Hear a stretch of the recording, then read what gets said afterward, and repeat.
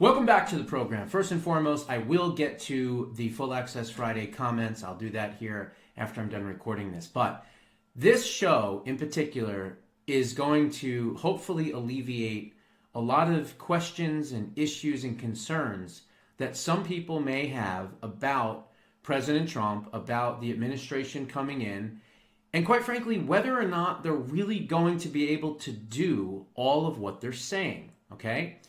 I am not somebody that overpromises and underdelivers, okay? I don't do that. I underpromise and overdeliver, and I have made a career out of that, number one.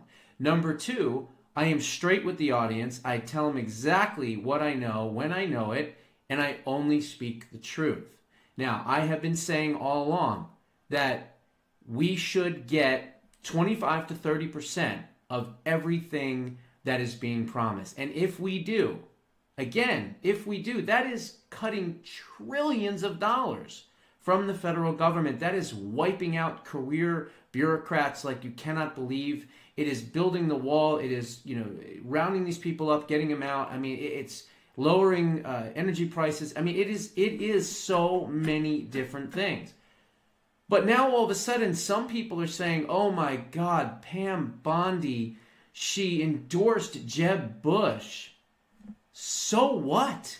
She was the Florida Attorney General for 8 years. That's number one. Number two, Ronald Reagan was a Democrat. Donald Trump at one point was a Democrat. Many people that are now on the right were former leftists and Democrats. Maybe not former leftists, but at least Democrats, okay? That doesn't mean that just because she may have endorsed someone like Jeb Bush that she's going to be thinking like him and acting like him.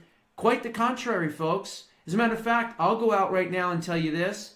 I'm glad, that's right, I'm glad that Matt Gaetz withdrew this nomination because Pam Bondi is going to be incredible, okay? Now, here's the other thing. Has anyone thought about this? What if Matt Gaetz made it and was recess appointed or whatever, or nominated, and he was the Attorney General? And let's just say that because he's never been an Attorney General before, he's never run an entire Justice Department, he's just been a very good congressman and a good prosecutor and a good lawyer for many years. I'm not knocking him or anything, but let's just say, for argument's sake, that he was the Attorney General, and he just went gangbusters, and he went after Jack Smith, and he went after the J6 committee, and he went after all the prosecutors in New York, and he did it all. But in doing so, he didn't have the experience and left some possible loopholes open for Democrats and Democrat defense attorneys, and they were able to pick apart some of his prosecutions and indictments and get them overturned. Now, I'm not saying that would definitely happen, but with him never running an entire Department of Justice, it is certainly a possibility. Enter Pam Bondi, who is not only an incredible prosecutor, but has run the entire Department of Justice for the entire state of Florida, which is the third largest Department of Justice. But I don't want to sit here and tell you how great this cabinet is. That's not my job. My job is to tell you the people that he's choosing, what I think of them, and what we will need to do to make sure that we can make America great again once again. Okay? That is my job, and that is what I'm going to stick to.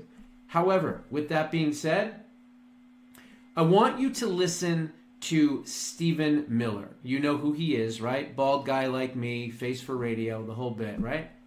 But Stephen Miller is now, what would he be considered? So if you have President Trump, who's number one, you have J.D. Vance, who's number two, it could be argued that Elon Musk is number three, but we'll leave him out because he's quote-unquote not technically number three, but he's the first buddy. He's got a lot of influence. So then after that, you would have what? I guess Susan Wiles, who helped him win the election, right? So that would be what, your fourth person in the hierarchy? Well, Stephen Miller is number 5, okay? Because he's right with Susan Wiles, and he's going to be the chief of staff, the under chief of staff, whatever they call it, the deputy, I think it's the deputy chief of staff, and in charge of immigration policy too, because he's been great on that. Now, he is very confident. He's always been a very confident person, okay? So I listen to what he says and I go, wow, from your lips to God's ears, I hope and pray that everything out of your mouth that you are about to hear happens 100%. But I also understand politics. I also have been doing this long enough to know that sometimes it's important to temper expectations.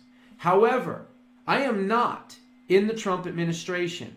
As I've said before, I am basically standing at the door, knocking. I can hear the people inside going, doing what they're doing, all the people inside the inner circle, and someone answers the door and says, "What's the secret password?" Well, I don't have that yet, okay? And I'm humble enough to say that, and that's fine. Maybe one day I will, and quite frankly, it could happen pretty soon. We'll see. But regardless, he's in the room. He's at Mar-a-Lago. He's with Trump constantly every single day. So I want you to think about that, excuse me, while you are listening to this. All right, this is Stephen Miller, and listen to some of the things that he says. It's pretty long, but my goodness, it's unreal. Listen to this. Trump's carrying the momentum from the election all the way to the inauguration. Then it's time for him to execute his vision without delay. Incoming Deputy Chief of Staff for Policy, Stephen Miller, joins me now. Stephen Miller, I don't think I get a chance to congratulate you on air, so congratulations. Thank you. It's our first time being together since this historic landslide victory, so it's great to be with you under such jubilant circumstances. Jubilant for some.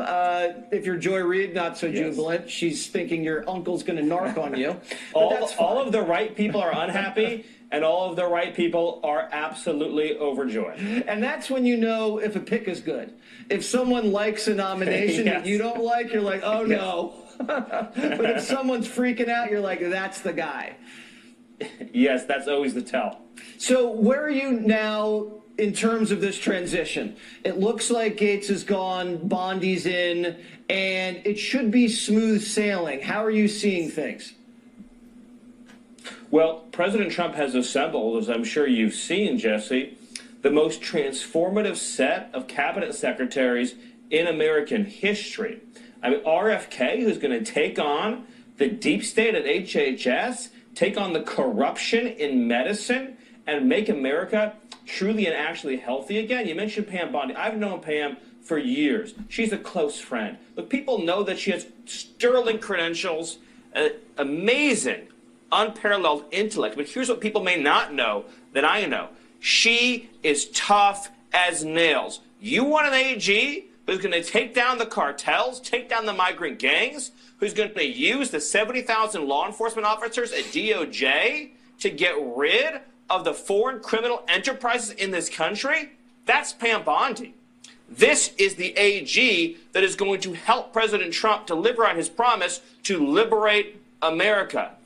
President Trump has also announced a transformative pick for OMB, Russ Vought, that just came out. Russ Vought, nobody, and I don't mean there's any competition here. Russ Vought has been the guy for the last 4 years who's been developing the plan to take down the deep state. That's developing the plan to take down the deep state. Okay, I want you to remember those words. The folks that were on with me live yesterday know exactly the deciphering behind the scenes of what that actually means.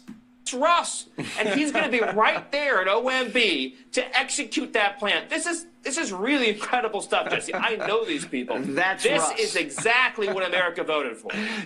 Take us inside this transition. You were appointed pretty early in this process. As you see people come on board, are you calling? Are you already talking strategy? What's the conversation like inside? Really? Commercials. Sorry about that. Let me skip that. There we go.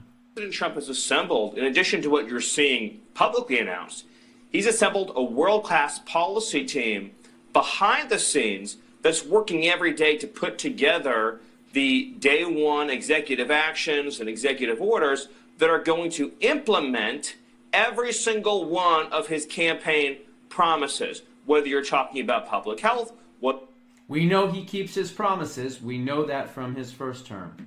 whether you're talking about the national invasion and emergency on our southern border, whether you're talking about the diversity, equity, and inclusion policies, whether you're talking about getting men out of women's sports, out of women's bathrooms, out of women's locker rooms, right? All the things that President Trump barnstormed the country campaigning on are now being put at his direction and order and instruction into written form, so that the first day, the first week, the first 100 days will be a bolt of lightning. And all of the policies, reforms that Americans have been begging for and pleading for and asking for, President Trump is going to deliver one after another, after another. The swamp, the deep state, and the communists will not know what hit them. So, Miller, when the pen hits the paper on the EO on day one, on immigration, tell us what some of those executive actions are going to look like on day one. Well, I can't reveal everything now. There has to be some anticipation. But what Give I can say, us a little tease. Show us a little leg, Miller. What I can say is this: as President Trump has said, I'll be honest. I like this interview, but I don't like this interview because I don't like him telepathing what's going to happen. He should have just said, "Don't worry, you'll find out on January 20th." That's what I would advise these folks to do and keep their mouths shut. But like I said, I'm not in the inner circle yet. On day one, the southern border slams shut to illegal immigration. So all the illegal aliens all over the world who've been taking a free ride at America's expense for 4 years, guess what? You show up, you're not getting in, you're not getting through, you're not getting released, you're not going to any city anywhere in America. The only thing you're getting, courtesy of the U.S. taxpayer, is a flight back home. Goodbye, see you later, not coming in. And then on top of that, of course, as has been much discussed, ICE, Homeland Security investigations, and as I mentioned, the core elements of the Department of Justice are going to launch deportation sweeps to get these criminal gangs out of our country. So we're going to liberate, under President Trump's direction as commander-in-chief, his plan and his vision, we are going to liberate one town after another. And for that alone, President Trump should be carved to Mount Rushmore for what he's about to do to set American cities free. Well, I think Nancy said Joe is going on Mount Rushmore. They're going to have to maybe take a different pickaxe and fight for it up there. Tell me one more thing about these guys resisting in these cities. They're saying it's a sanctuary city, Miller. These Democrat resistance fighters are going to say, we're going to line up cops around the block, and if Jose raped a kid, we're going to let him stay. We don't want anybody kicking him out and sending him home. What is that going to look like? Well, for one thing, I can promise you, police officers in these cities are going to be desperate to work with, to work alongside federal law enforcement officer to clean out these nests of criminal aliens. The president has the endorsement, as you know, of the Fraternal Order of Police. No one's had more support from sheriffs, law enforcement, rank and file police.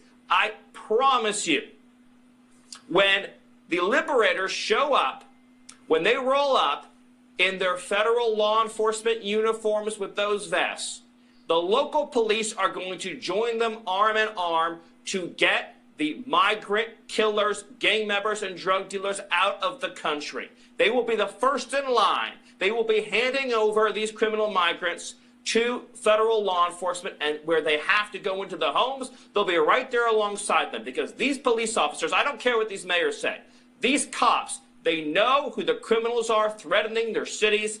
And when federal law enforcement under President Trump's directions on day one roll up into those cities and roll out into those gang nests, the local cops are going to be right there with them saying, we are here to help you get them out. The mayors are going to lose this fight, the sanctuary mayors, and they're going to lose it badly. Jesse. And one of the ways you can do it, too, is just dangle the money. because they need federal cash to survive, especially Democrat mayors. So if you're going to be a sanctuary city to criminals and people from don't belong here, why are we giving you all this money if you're not cooperating with the mass deportation? That money should go away, right? Yes, President Trump's been very clear. Every federal lever, including financial, will be used to end sanctuary cities' defiance and absolute shirking of their constitutional and legal duties. The federal government has supremacy on immigration enforcement without even a question. This is settled law. The federal government is the entity that has the final say on them. And remember, he knows the law because he's the president and founder of America First Legal. So he's a brilliant legal mind. Immigration enforcement. And if these states continue to shield, as they have, people that are raping and murdering children, every federal tool at President Trump's disposal will be used to bring these cities into compliance. And let me tell you something, Jesse. The American people will cheer. They will cheer. They will celebrate when their parks are clean and safe for the little kids, when there aren't rapists that are trying to menace innocent girls and children, when they can send their kids to school without having to worry about Train to Aragua or MS-13, when they can take a stroll in the evening on a warm, beautiful night and not have to worry about getting crushed in the skull by someone stalking up behind them who doesn't even belong in our country, they will cheer. Not just Republicans, independents, Democrats, Americans all over the country will say, thank God that President Trump is in the Oval Office and is saving our cities from the people that were brought into the country under Joe Biden who do not belong here. The criminals who came out of these other countries, they're fugitives, they're killers, they're inmates. They're going to be set up on planes and they're going to be flown back to wherever they came from. An inspiring bellow from Stephen Miller on the eve of Thanksgiving. Wow. What power, what force. America will be Thanksgiving when they have their own country under their own control again, Jesse. All right. We're making Thanksgiving great again, too. Thank you, Stephen Miller. Have a great weekend. So there you heard it. Now, that is the number 5 guy in the hierarchy, okay? It was Homan, Wiles, and then him. So he was the third person hired. He has been by President Trump's side all these years, not just from the first term, but after, when they stole it, he was right there with him. He's been with him all these 4 years, and he's going to be with him moving forward. So this is not me bloviating and being overconfident and saying what is going to happen here. This is the guy who's in the room saying it, okay? So keep that in mind. It's not me, it's them saying it. Now, the next thing I wanted to show you was this. This is Pam Bondi. Quote, "The prosecutors will be prosecuted." Let's repeat that because it sounds so beautiful. The prosecutors will be prosecuted. Okay? This is her speaking. I think she's on Fox News. The Department of Justice, the prosecutors will be prosecuted, the bad ones. The investigators will be investigated because the deep state, last term for President Trump, they were hiding in the shadows. But now they have a spotlight on them, and they can all be investigated. There it is, okay? Now, what I want you to do this weekend, okay, is I want you to go to YouTube, to X, to whatever, it doesn't matter where it is, and I want you to pull up videos of Pam Bondi speaking, okay? That's what I want you to do. Remember, she was an impeachment lawyer for President Trump. She is a political surgeon and a prosecutor like you cannot believe. So I'm actually thrilled that she is taking over the AG spot rather than Matt Gaetz. I already gave you my reasons why. I'm not saying that Gaetz would have done a bad job, but I'd much rather have someone that's been there, that has run these departments, that knows what to do, not make mistakes possibly, and leave loopholes for these Democrat defense attorneys to exploit and get convictions overturned. I'm not interested in that. I want to see the end of the two-tier, million-tier, trillion-tier justice system as we know it. And I believe, based on what we're hearing, that she could be the person that can do that. Okay? Now, we've got a lot of rhinos, right? We know that, clearly. There's a lot of rhinos in the Senate. There's some rhinos in the House. I want to say something right now. I've always been an activist. I've always been the person that says we can fight the rhinos. We can fight these people that are obstructionists, whatever. We can do phone calls. We can do emails. We can do rallies. We can show up in front of their offices, and do, rallies and things like that right in front of their offices. We could trail them and go around them and ask them questions and make them feel uncomfortable. We can pressure them. We can do pressure campaigns on these people, and it does work. You know what else? Charlie Kirk's figured that out too. And God bless Charlie Kirk, because I've been saying for years, don't just talk to the kids on college campuses. You have a massive organization, thousands upon thousands upon thousands of patriots and volunteers. And what did he do? He was smart enough to turn his, college speaking tours and all that into turning point action. And he said, you know what? We're going to make sure that President Trump wins this election. We're going to make sure that we're out in the swing states and we are registering voters. And we're going to go from being on college campuses to now going and doing voter registration, voter reaching, get out the vote operations. We are going to be the boots on the ground for the Trump campaign, along with, of course, early vote action and a lot of other smaller groups that don't get mentioned in each individual state. There's a couple in Pennsylvania. There's a few in Wisconsin.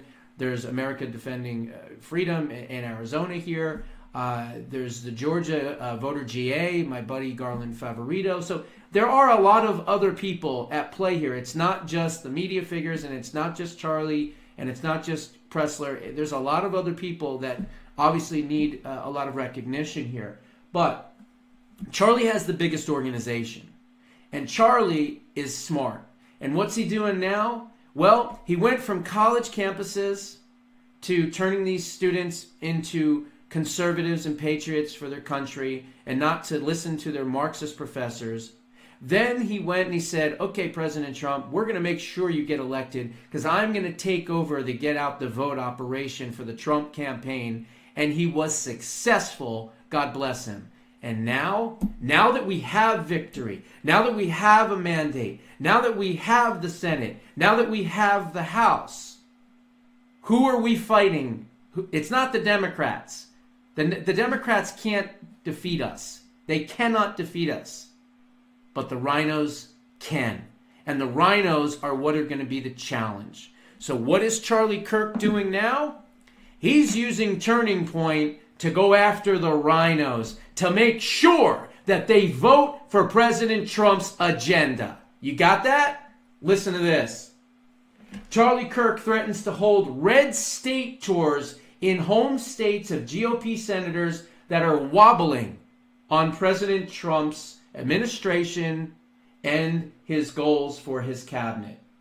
Quote, "This is going to be one of the biggest projects we have ever embarked on with Turning Point," Kirk said on an X live stream. Conservative activist Charlie Kirk, who founded the wildly successful pro-Trump group Turning Point USA, is threatening red state senators and congressmen with protests and rallies in their backyards should they refuse to support President Trump's agenda and his cabinet nominees. He specifically named potentially rally locations in states that are represented by more moderate establishment rhino GOP senators and House members with close ties to leadership. Mitch McConnell, John Cornyn, John Curtis, who else? Mark Wayne Mullins, a bunch of others, Lisa Murkowski, Susan Collins. You're going to be visited, okay? There's going to be people in front of your house, at 3 o'clock in the morning if we have to. You are going to come along for the ride to make America great again. And people like me and Charlie and hundreds of thousands of other patriots and activists are going to see to it. In a live stream on X on Thursday, Mr. Kirk threatened senators and congressmen with a, quote, red state tour as part of a new pressure campaign to get Republican senators and House members on board with every one of Trump's nominees and his agenda items, many of whom are facing quiet pushback from the upper chamber's incoming majority. On Thursday, Congressman Matt Gaetz was forced to, okay, whatever. This is going to be one of the biggest projects we have ever embarked on, Kirk said. He says at the beginning it will be an encouragement campaign at first. In other words, he's going to start out nice. Hey, look, we understand you need to get on board, okay? And if they're not listening, he's going to turn up the pressure. And he's going to turn up the pressure, and he's going to turn up the pressure until it's a hot red fire under their ass, okay? That's what he's going to do. He says at the beginning, blah, blah, blah, blah, blah. He warns that such an effort would activate into a pressure campaign the likes of which none of these people have ever seen before. We will bring the entire Turning Point Action activists out if we need to. We will bring this roadshow on the ground, by the way, to Rapid City, South Dakota, to Sioux Falls, South Dakota, to Boise, Idaho, to Fayetteville, Arkansas, to Topeka, Kansas, to Tupelo, Mississippi. You picking up what I'm saying and putting down, he said. Kind of weird that he picked places that probably don't have a lot of rhinos and establishment figures, but hey, whatever. That's what, sometimes when we speak off the cuff, we don't say the right states, right? This is going to be a swing state pressure tour. This is going to be a red state pressure tour, Mr. Kirk said. His naming of those cities and states is notable because they are home to GOP senators, many of whom are committee chairmen, who are closely aligned with Senator Mitch McConnell, who have also been silent on some of President Trump's current nominees. For South Dakota, he is obviously referring to Senator Thune. Okay, well, now it makes sense. Again, I don't read the articles beforehand. I saw the headline and I wanted to go with it.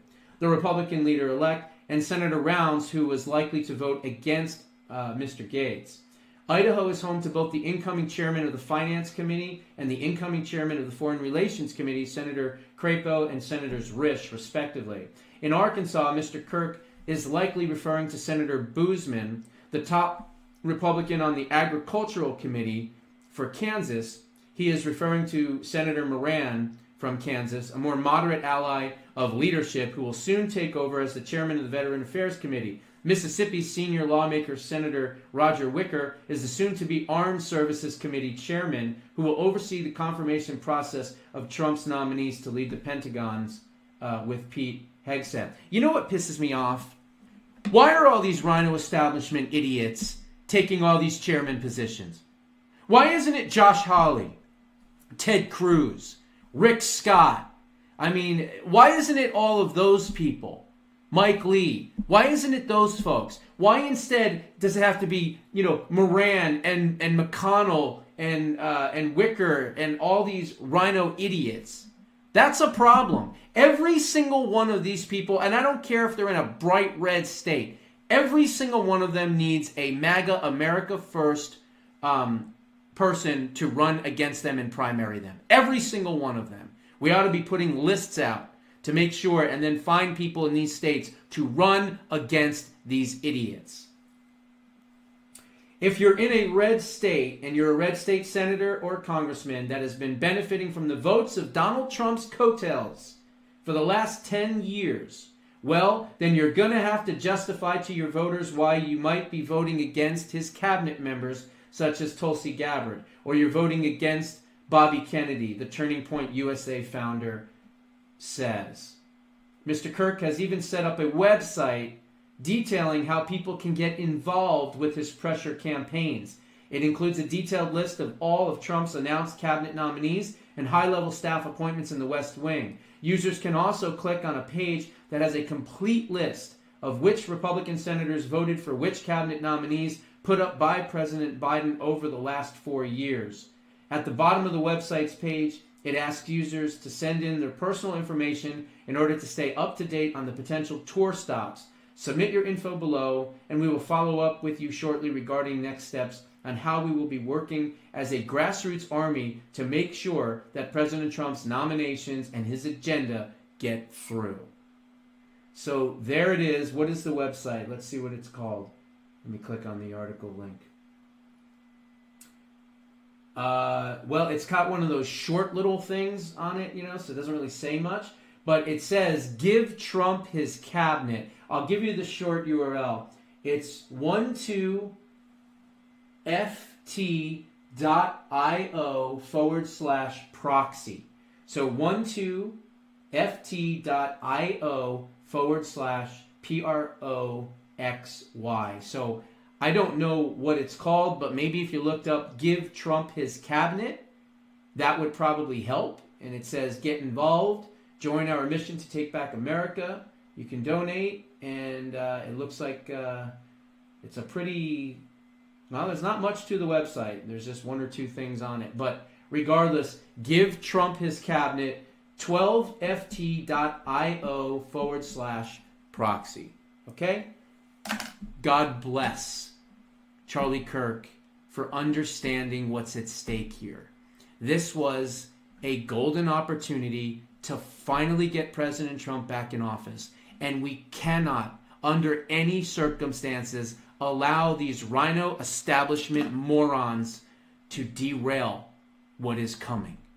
Okay? So get involved, stay active, keep praying, and of course, keep fighting. Those are my thoughts. What are yours? Put them down in the comments below. We'll see you in the next one.